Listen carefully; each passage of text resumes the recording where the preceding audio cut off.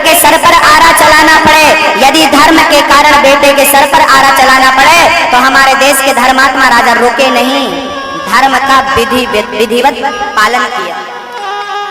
खड़ा हो गया ताम्रध्वज, राजा ने आरा पकड़ा, रानी ने आरा पकड़ा, और जैसे ही आरा पकड़ के चलाने वाले ब्राह्मण बोले, खबरदार, आप में से कोई रोएगा नहीं। रानी रो रही थी, बेटा कौन माँ होगी जो बेटे के सर पे आरा चले और माँ ना रोए? माँ रो रही, ब्राह्मण बोले, खबरदार, रोए तो हम चले जाएंगे और आपका वचन मिथ्या हो जाएगा। पहले जवान की कितनी कीमत हुआ करती थी, आप अंदाजा लगाइए। रानी राजा दोनों ने आंसू पोंछे, बच्चे को खड़ा किया, आरा चलाना जैसे ही चाहा शुरू किया आरा। बेटा आवाज लगाता, पिताजी 1 मिनट, अंदर गया, रुई लेकर के आया, पिताजी इसे कानों में लगा लो, माँ इसे कानों में लगा लो। क्यों पुत्र, ऐसा क्यों? माँ जब तू आरा चलाएगी ना, मैं चीखूंगा, मैं चिल्लाऊंगा, यदि आरा चलाते समय मेरी चीख आपके कानों में पड़ी तो आप आरा चलाना रोक दोगी माँ, इसलिए कानों में रुई लगा लो, मैं कितना भी चीखूं चिल्लाऊं पर आरा चलाना आप रोकना मत। कैसी परीक्षाएं देनी पड़ती हैं धर्म की। धर्म रक्षति रक्षितः।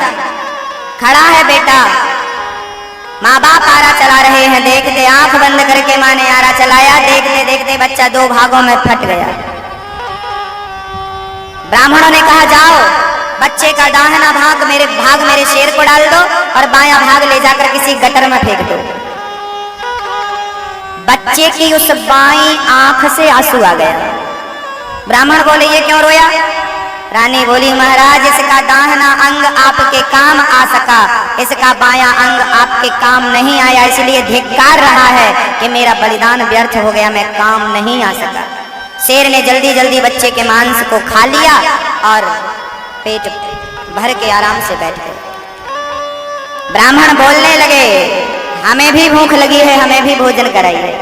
रानी राजा वैसे ही गए, भोजन बनाया, भोजन बनाकर थाली लगाई, ब्राह्मणों को थाली परोसा, ब्राह्मणों ने रोटी एक निवाला तोड़ा और वापस रख दिया। हम तेरे घर नहीं खाएंगे, तू हत्यारा है राजन, और आपने अभी अभी अपने बेटे की हत्या हमारे सामने करी है, और जो बेटे का हत्यारा है हम उसके हाथ का खाएंगे तो हमें पाप लगेगा, इसलिए हम आपके हाथ का नहीं खाएंगे।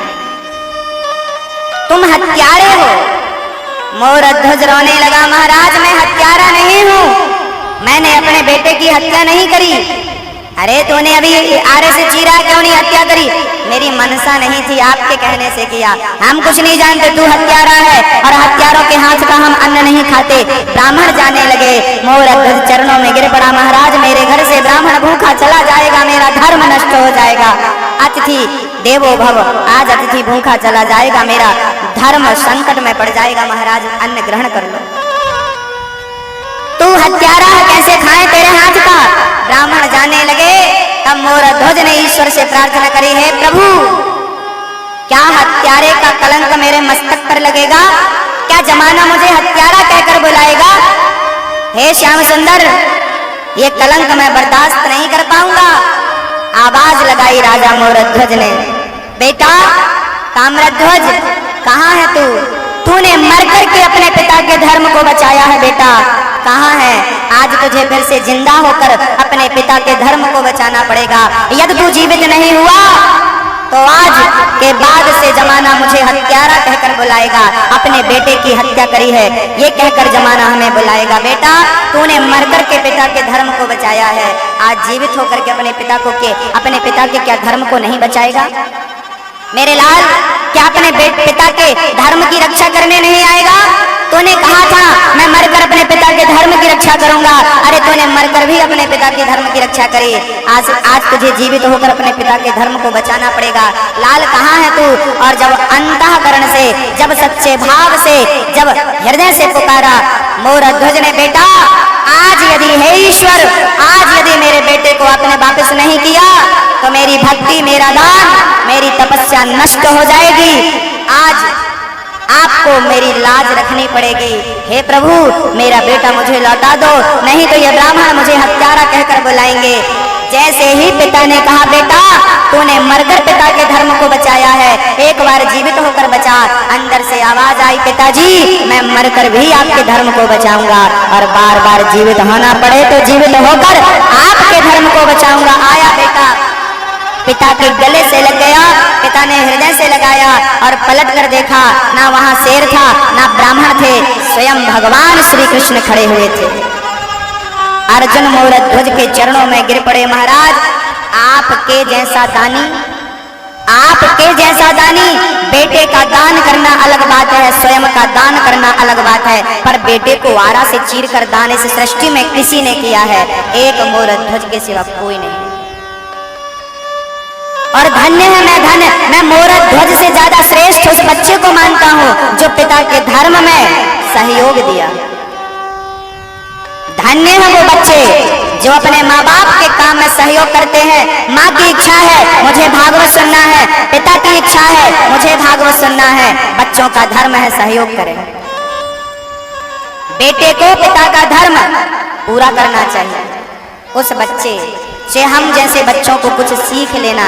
एक वो बेटा है जो माँ बाप के लिए मर गया, एक बेटा आज का है जो माँ बाप को धन के लिए घर से निकाल देते हैं, दो रोटी नहीं देते। माँ के दूध की क्या कदर, माँ के दूध की क्या कीमत चुकाओगे? अरे माँ के आंसुओं की कीमत नहीं चुका सकते, दूध की क्या खाक चुकाओगे? कितनी विडंबना है। क्यों पहन लेते, जो मिलता खा लेते, शिकायत कभी नहीं करते। सुदामा जी, भगवान तूने हमें ये नहीं दिया, वो नहीं दिया। इतने बड़े भक्त थे सुदामा, चाहते तो भगवान से अधिकार से लड़ करके मांग सकते थे, लेकिन ना, भगवान ने जो दिया है वो बढ़िया है, वो अच्छा है, क्या मांगे। सुदामा जी महाराज बड़े प्रेम से अपनी पत्नी सुशीला के संग जीवन निर्वाह कर रहे थे, जीवन चला रहे थे। बच्चे छोटे थे। एक बार तो सुदामा भीख मांगने गए, 4 दिन से घर में चूल्हा नहीं जला, ऐसी स्थिति आ गई। 4 दिन सुदामा को भूखे रहना पड़ा, पर सुदामा जी ने भक्ति नहीं छोड़ी, अपना धैर्य नहीं छोड़ा, क्योंकि भगवान की पूजा हम धन दौलत के लिए नहीं करते। आज सुदामा जी से हमें सीखना चाहिए कि परमात्मा हमारा पेट भरने के लिए नहीं होता, बल्कि पेट तो हमारा भर ही जाएगा। ईश्वर को कभी दर्शन करो, भगवान के करीब पहुंचो, तो भगवान से ये तुच्छ सी चीजें मत मांग लेना। अरे भगवान से मांगना तो उनके चरणों की धूल मांगना, उनके चरणों में मेरा प्रेम दिन दिन बढ़ता रहे, उनके चरणों में अनुराग बढ़े, बस यही भगवान से प्रार्थना करनी चाहिए। हे ईश्वर, हमारे अंदर के काम क्रोध लोभ मोह को खत्म करो। हे प्रभु, हमें निर्मल बनाओ, हम निर्मल स्वयं बन सकें, हम में काबिलियत नहीं है। गाय का बच्चा जन्म लेता है तो गाय माता चाट चाट करके बच्चे को निर्मल करती है, वो बछड़ा खुद कैसे साफ हो सकता है? हम भी माया मोह में लिपटे हुए प्राणी हैं। यदि भगवान कृपा करें तो हम पवित्र हो सकते हैं, अन्यथा हम में कोई काबिलियत नहीं है कि हम काम क्रोध लोभ मोह को जीत सकें। कुचैलम मलिनम क्षामम दुजम धमन संततम, फटे पुराने कपड़े पहनकर सुदामा जी जीवन यापन कर। एक दिन पत्नी ने कहा कि अपने मित्र से मिलने क्यों नहीं चले जाते, एक बार दर्शन क्यों नहीं कर लेते? बोले मित्र से मिलने तो जाऊं। सुशीला ने कहा कुछ मांग लेना। ना ना, मांगने नहीं जा सकता, तो एक काम करो, दर्शन करने चले जाओ। दर्शन करने की अभिलाषा से सुदामा जी जाना चाहते तो थे, लेकिन क्या लेकर जाएं? सुशीला 4 घर से 4 मुट्ठी चावल लेकर आई, और 4 मुट्ठी चावल फटे पुराने कपड़े में बांधकर सुदामा को दिया। सुदामा जी, अब प्रभु जी ये लेकर जाइए, अपने मित्र को ये चावल दीजिए। सुदामा की पत्नी ने 4 मुट्ठी चावल दिया। 4 मुट्ठी क्यों दिया? चाहती तो 2 मुट्ठी निकाल करके अपने बच्चों को खिला देती, लेकिन जितना आज मिला सबका सब दे दिया, है ना?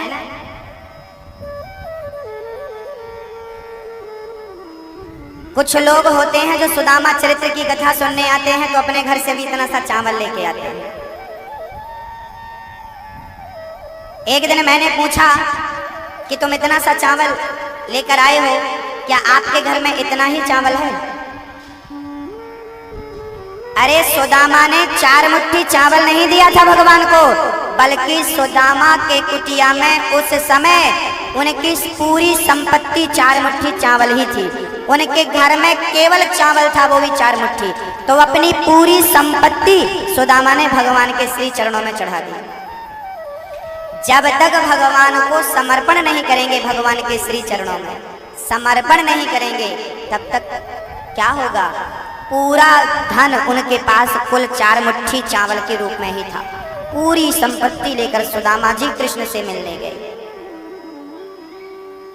जिस कपड़े में सुशीला ने चावल बांधा था, वो कपड़ा कोई साधारण कपड़ा नहीं था।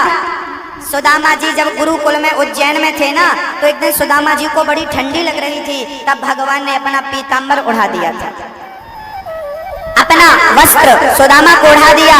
दूसरे दिन सुदामा ने वापस किया, कन्हैया अपना वस्त्र आप ले लो। भगवान बोले ना, ये मेरा प्रसाद तू रख। सुदामा ने कन्हैया के उस पीतांबर को संभाल करके रखा, और आज सुशीला ने उसी पीतांबर का एक कोना फाड़ा और उसी पर 4 मुट्ठी चावल बांध दिए कि यदि मेरे कन्हैया अपने मित्र को भूल भी गए होंगे तो अपना दिया हुआ कपड़ा याद कर लेंगे कि ये तो मेरा ही कपड़ा है, मैंने कभी सुदामा को दिया था। इसलिए सुशीला ने उस फटे से, जो वर्षों बीत चुका था, उस कपड़े को, वो सड़ गया था, फट गया था, वो पुराने से कपड़े में चावल बांधकर सुशीला ने दिया था। चले श्याम सुंदर से मिलने सुदामा, गाते हुए मन में हरे कृष्ण रामा। सुदामा जी चले, चलते चलते चलते चलते थक गए, बूढ़ा शरीर। एक गाड़ी वाला आ गया, बाबा कहाँ जा रहे हो? द्वारिका जा रहे हैं। अरे तो हमें भी बाबा एक काम करो, गाड़ी वाले ने कहा द्वारिका जा रहे हैं, आपको भी ले जाएं, बैठो गाड़ी में। बैठ गए गाड़ी में, और सुदामा की आंख लग गई, सो गए। नींद खुली तो उन्होंने एक नगरी में पाया अपने आप को। भैया ये नगरी कौन सी है? बोले ये द्वारिकाधीश की द्वारिका नगरी है। क्या यहाँ मुझे कृष्ण मिलेंगे? बोले हाँ, सीधा चले जाओ, मिल जाएंगे। जैसे सुदामा जी आगे बढ़े, लोगों ने हंसी उड़ाई, उनका परिहास किया। सुदामा जी आगे बढ़े हैं, द्वारपाल से दो मुट्ठी चावल के बदले विश्वकर्मा को भेजकर सुदामा की नगरी सजवा दी। सुदामा जी चले, और सुदामा जी जब गए, अपनी नगरी को देखा, इतनी सुंदर नगरी। सुशीला ये कहाँ से आया? बोले भगवान ने दिया। सुदामा ने कहा प्रभु धन दिया है, धन का अभिमान दोगे तो हमारा पतन हो जाएगा। पहले प्रार्थना मेरे से वादा करोगे, आप धन का अभिमान हमें कतई नहीं देंगे। भगवान ने कहा ठीक है, तुझे धन का अभिमान कभी नहीं होगा। और बड़े प्रेम से सुदामा अंत समय में भगवान के परम धाम को पधारे हैं।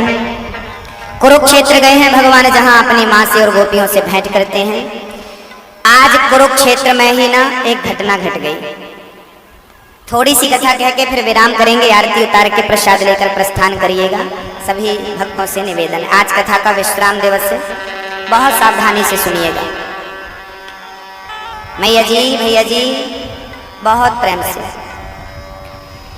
कुरुक्षेत्र की एक घटना है। एक बार स्नान करने के लिए ब्रजवासी भी कुरुक्षेत्र पहुंचे हैं, तीर्थ का स्नान करने। और हरित द्वारिका से पूरी टीम, भगवान की पत्नियां, बच्चे सब आए हैं, पूरा परिवार। आज यशोदा से पहली बार भगवान की पत्नियां मिल रही हैं। आज भगवान की पत्नियां पहली बार राधा रानी से मिल रही हैं। बड़ा प्रेम है। ये मिलन कहाँ हुआ? बोले कुरुक्षेत्र में। भगवान की पत्नियों ने कहा, 16,108 पत्नियों ने यशोदा के पांव पकड़ के माँ हमें कृष्ण की बाल लीला सुनाइए, बाल चरित्र सुनाइए। सुना है कि ये बड़ा मधुर था, आप हमें कृष्ण के बाल चरित्र सुनाइए। यशोदा बोली मैं नहीं सुना सकती, वहां तक सुना सकती हूँ जहां तक कृष्ण हमारे साथ था। जब कृष्ण हमें छोड़ करके गया मथुरा, तब की चर्चा मैं नहीं सुना सकती। कौन सुनाएगा? बोले बलराम भैया की माँ रोहिणी सुनाएगी। रोहिणी सुनाती हैं। एक जगह पर सारी पत्नियां भगवान की बैठ गईं, तमाम भक्त बैठ गए और रोहिणी ने कहा कि जब तक कथा पूरी ना हो ना कोई अंदर आएगा ना कोई बाहर जाएगा। सत्यभामा को, भगवान की बहन सुभद्रा को रोहिणी ने दरवाजे में खड़ा कर दिया। तू दरवाजे में रहना और किसी को अंदर मत आने देना। सुभद्रा खड़ी हो गई, कथा चालू हो गई। आज रोहिणी माँ कृष्ण की बाल लीला सुना रही है। जैसी कथा चालू हुई 10 मिनट बाद भगवान कृष्ण और बलराम जी आ गए। जैसे ही बलराम जी अंदर जाने लगे, सुभद्रा ने रोका, भैया अंदर मत जाओ, कथा चल रही है अंदर, हमें भी जाना ना, जाना मत। बोले यहीं से सुनो। थोड़ी थोड़ी आवाज दरवाजे में आ रही थी। भगवान कृष्ण ने, बलराम ने, सुभद्रा ने कान लगाकर माँ रोहिणी के मुख से आज स्वयं भगवान कृष्ण की बाल लीला जब स्वयं भगवान ने सुनी, वो लीला इतनी मधुर थी, इतनी आनंददायक थी, इतनी मधुर थी कि आज भगवान कृष्ण के हाथ उस कथा को सुनकर गल गए, पानी बनकर के बह गए। सुभद्रा के हाथ, बलराम भैया के हाथ पानी बन के पिघल गए, उस प्रेम में पिघल गए, प्रेम में पिघल गए, यहाँ तक हाथ पिघल गए और पानी बन के बह गए। आज स्वयं जब कथा पूरी भई तब माँ दरवाजा खोलती है। जैसे दरवाजा खोला तो भगवान श्री कृष्ण, सुभद्रा और बलराम भैया के हाथ यहाँ तक के गायब हो चुके थे। सारे लोग रोने लगे, क्या हो गया, क्या हो गया? भगवान बोले कुछ नहीं हुआ। भगवान के माँ यशोदा कहने लगी तेरा हाथ कैसे ठीक होगा कन्हैया? बोले मुझे ठीक करना भी नहीं, यही स्वरूप मेरा कलयुग में पूजा जाएगा। हम तीनों के आज हमारी कथा सुन करके माँ के मुख से आज प्रेम के कारण हाथ पानी बनकर बह गए। इसी रूप का पूजन हमारा कलयुग में होगा। आज से हम यहाँ बैठेंगे और अपने भक्तों को आज दुख से दूर करेंगे। वही तीनों, बलराम जी, कृष्ण जी और सुभद्रा, वही तीनों आज जगन्नाथ भगवान के रूप में विराजमान है। वहां भी तीनों हैं, इन तीनों के हाथ नहीं, आधे आधे। यही तीनों जगन्नाथ के रूप में कलयुग के भक्तों का दुख दूर करने के लिए आज भी विद्यमान है। कहा जाता है कि हर 12वें साल में जगन्नाथ भगवान लकड़ी के भगवान बनाए जाते हैं हर 12 साल में, और वैसे ही बनते हैं। और जो बनाता है वहां के पुजारी को सपना आता है कि फलाने पेड़ की लकड़ी काटो, इस विधि से बनाओ, और बनाने के लिए कहते हैं। इस कलयुग में आज भी जगन्नाथ भगवान की वो लकड़ी, जिस लकड़ी से भगवान बनते हैं, आज भी वो लकड़ी, वो पेड़ दुनिया में कहीं नहीं मिलता। वो पेड़ भगवान स्वयं तैयार करते हैं। ओनली एक ही पेड़ होता है वो 12 साल में एक, और वही पेड़, वो पेड़ कहाँ है ये सपना देकर भगवान वहां के पुजारी को बताते हैं, और उस पेड़ की लकड़ी को स्वयं भगवान ही उस रूप में आकर बनाते हैं। हजारों साल से जगन्नाथ भगवान की मूर्ति हर 12वें साल चेंज होती है, लेकिन जैसी की तैसी, ना अलग, इतना सा कुछ भी अलग नहीं होता। अब जो चीज हर साल बनेगी हर 12वें साल में, तो कुछ तो चेंज होगा। इंसान की बनाई है, लेकिन जगन्नाथ भगवान की मूर्तियां बनती हैं, एक रत्ती अंतर नहीं आता, एक रत्ती। ये सबसे बड़ी शक्ति आपको देखने मिलेगी जगन्नाथ के मंदिर में। दुनिया की सबसे बड़ी रसोई है जगन्नाथ मंदिर में, सबसे बड़ी रसोई जगन्नाथ भगवान के मंदिर में 1000 लोग रोज सब्जी काटते हैं। अब कल्पना करो कि 1000 लोग सब्जी काटते हैं तो वो सब्जी कितनी होती होगी। 1000 लोग रोज सब्जी काटने बैठते हैं, रोज बैठते हैं। इतना चावल, इतनी प्रकार की सब्जियां मिलाकर एक सब्जी बनाई जाती है, अनेक प्रकार के व्यंजन। वहां भगवान को दाल चावल खिलाया जाता है, सब्जी चावल खिलाया जाता है। जगन्नाथ के भात को जगत पसारे हाथ कहते हैं। जगन्नाथ भगवान के मंदिर में भात मिलता है, पत्तल होती है, पत्तल, पत्तल में पुजारी जी भात डालते जाते हैं। उसी पत्तल में आप खा लो, पत्तल उठाई नहीं जाती, उसी जूठी पत्तल में फिर भात डाला जाएगा तो कोई दूसरा खाएगा। वहां आपको घिन नहीं लगती, आप यहाँ पर किसी की पत्तल पर नहीं खा सकते, लेकिन वहां पर करोड़पति आदमी भी जूठन खाता है, क्योंकि वो जगन्नाथ भगवान का प्रसाद हुआ करता है। विश्वास नहीं है, जाकर के दर्शन करिएगा। जगन्नाथ भगवान के मंदिर की रसोई सबसे बड़ी रसोई है इस दुनिया की, भारत की नहीं, विश्व की। लाखों लोग रोज खाते हैं और लाखों करोड़ों लोगों के लिए उतना ही वहां पर वो उतना ही बनता है, ना कम होता है ना ज्यादा, ना बचता है और ना कभी कम हुआ आज तक। इसलिए जीवन में एक बार जगन्नाथ जरूर जाना चाहिए। अभी जगन्नाथ में कथा करने की प्लानिंग चल रही है। ठाकुर जी चाहेंगे तो बहुत जल्दी आप सभी चलिएगा, हम जगन्नाथ आपको सभी को ले चल के प्रेम से वहां ठाकुर जी के श्री चरणों में बैठकर कथा सुने और सुनाएंगे। कुरुक्षेत्र में यादवों को आपस में लड़के मरने का श्राप मिला है। दत्तात्रेय जी के 24 गुरुओं की चर्चा आई है। दत्तात्रेय जी के 24 गुरु हैं। उन्होंने सीखा है पृथ्वी से, वायु से, अग्नि से, आकाश से, 24 चीजों से सीखा, 24 जगह से सीखा है कुछ ना कुछ सीखना। पृथ्वी से सीखा कि पृथ्वी गंभीर है, कितना बड़ा गड्ढा कर दो थूक देते हैं हम लोग, पृथ्वी कुछ कहती नहीं है, हमें भी सहनशील होना चाहिए। वायु दुर्गंध सुगंध से गुजरती है, आसक्त कहीं नहीं है, ऐसे हमें दुख सुख में रहना है पर आसक्त नहीं होना। तमाम चीजें सीखने को मिली हैं। प्रभास क्षेत्र में सारे यादव आपस में लड़के मर गए हैं और आज शराब पी करके सारे यादव आपस में लड़े हैं। आपस में लड़े तो बलराम जी ने मारा, कृष्ण जी ने भी मारा। कन्हैया की आंखों के सामने 56 करोड़ यादव, उनके बच्चे नाती पंती संती लड़के मर गए, पर भगवान प्रसन्न है। बलराम जी परमधाम को गए, माँ यशोदा परमधाम को, गोपियां ग्वाल गए। पत्नियां को भगवान ने अर्जुन के संग भेज दिया, भील बन के भगवान पत्नियों को लेकर गए। पांव में बाण मार दिया बहेलिये ने भगवान कृष्ण के चरण में। बहेलिये का उद्धार करके शरीर सहित भगवान जाने लगे। भक्तों ने कहा प्रभु हम आपके बिना कैसे जिएंगे। भगवान बोले हम जा नहीं रहे हैं, हम इस भागवत में समा रहे हैं। जहाँ जहाँ ये भागवत होगी, जब जब भागवत होगी, हम प्रकट होकर अपने भक्तों का दुख दूर करते रहेंगे। हम जा नहीं रहे, हम समा रहे हैं और भगवान इस भागवत में समा गए। तक्षक नाग आया, राजा परीक्षित को डसता है। 7 दिन पूरे हो गए। सुखदेव जी अंतिम उपदेश देकर चले गए। परीक्षित को नाग ने डस लिया। उनका उद्धार हो चुका था कथा सुनकर। और जन्मेजय ने, उनके पुत्र ने यज्ञ किया है, सर्पों को मारा है, पर संतों के कहने से बंद किया है और वो तक्षक नाग बचा है। अब मैं 7 दिन की कथा सूक्ष्म कह करके वाणी को विराम करूंगा। पश्चात आरती के बाद ही प्रस्थान करिएगा। 5 मिनट का समय और लूंगा, फिर हम होली की ओर चलेंगे। पहले दिन की कथा में हमने सुना है धुंधकारी जैसे पापी को 7 दिन की कथा सुन करके मुक्ति मिली है। बड़े से बड़ा पापी तर जाता है, इसलिए जीवन में सामर्थ्यता दी है ईश्वर ने। तो भागवत की कथा जरूर सुन लेना मरने के पहले, ये मैं आपसे निवेदन कर रहा हूँ। दूसरे दिन की कथा में कलयुग को रहने के लिए परीक्षित ने 4 कमरे बनवाए हैं। बहुत ध्यान, मेरी मैया, ओ मैया, ओ मेरी माँ, ध्यान दो।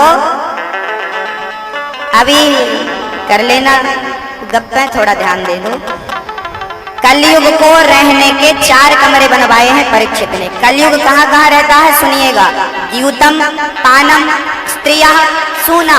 कलयुग का पहला ठिकाना है जुआ। जहाँ जुआ होगा वहाँ कलयुग होगा। जुआ खेलोगे तो नाश नहीं होगा, सर्वनाश की व्यवस्था है। सर्वनाश किसका हुआ जुआ खेलने से? कौरवों ने जुआ खेला। बताइए कौरवों का सर्वनाश हुआ कि नहीं? कौरवों ने जुआ खेला, पांडवों की पत्नी का भारी सभा में अपमान हुआ कि नहीं? जिम्मेदार कौन था? बोले जुआ जिम्मेदार था। अरे महाभारत हुई, महाभारत की घटना घटी, जिम्मेदार कौन था? बोले जुआ ना होता तो महाभारत। याद रखना मेरी माँ, याद रखना दादाजी, भैया जी, जुआ खेल करके आप महाभारत को निमंत्रण दे रहे हैं। सबसे ज्यादा जुआ बुढ़े लोग खेलते हैं, एक्सपायरी डेट वाले। मैं निवेदन करता हूँ कि समय जुआ खेल कर ना गवाओ। बूढ़ा आदमी कहता है टाइम पास कर रहे हैं, जुआ नहीं है, टाइम पास क्या करोगे, टाइम तो आपको पास करेगा। भगवान का नाम जपो, कीर्तन करो, बच्चों को संस्कार बनेंगे राम राम जपने के, आपका भी कल्याण होगा। जुआ नहीं खेलना। दूसरा ठिकाना कलयुग का पानम। पानम बोले तो शराब, जहाँ शराब है वहाँ कलयुग है। इसलिए आप में से कोई पीता तो नहीं है? आप में से कोई पीता? वो पीछे वाले दादाजी, आप पीते हो? नहीं, सेंधवा के लोग नहीं पीते जाते। शराब जहाँ है